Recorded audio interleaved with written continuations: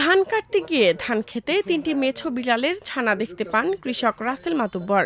তিনি জানান, এ সময় মা বিড়ালটি দৌড়ে পালিয়ে যায়, কিন্তু ছানাগুলো ছোট হওয়ায় তারা পালাতে পারেনি। ফাঁকা মাঠে বিড়াল ছানাগুলো অনিরাপদ ভেবে বাড়িতে আনেন তিনি।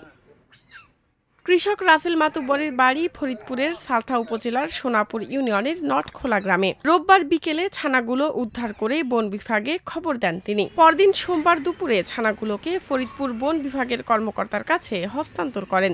রাসেল মাতুব্বর তার ধান খেতে দেখতে পেয়েছিল, সেখান থেকে তারা আমাদের উপজেলা যে দায়িত্ব আছে তাকে খবর দিয়েছে।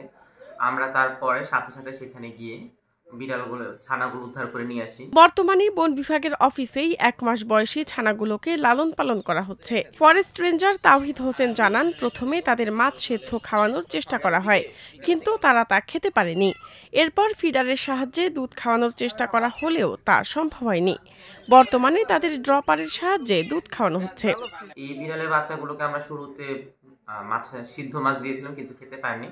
পরে আমরা ড্রপারের সাহায্যে ফিটারও কেনা হয়েছে, কিন্তু ফিটার দিয়ে খেতে পারছে না। পরে ড্রপারের সাহায্যে এদের দুধ খাওয়ানো হচ্ছে, প্রতিনিয়ত টাইম টু টাইম খাওয়ানো হচ্ছে। মেছো বিড়ালের ছানাগুলো বেশি ছোট হওয়ায় তাদের অবমুক্ত করা হচ্ছে না বলে জানান সামাজিক বন বিভাগ ফরিদপুরের ফরেস্ট রেঞ্জার তাওহিদ হোসেন।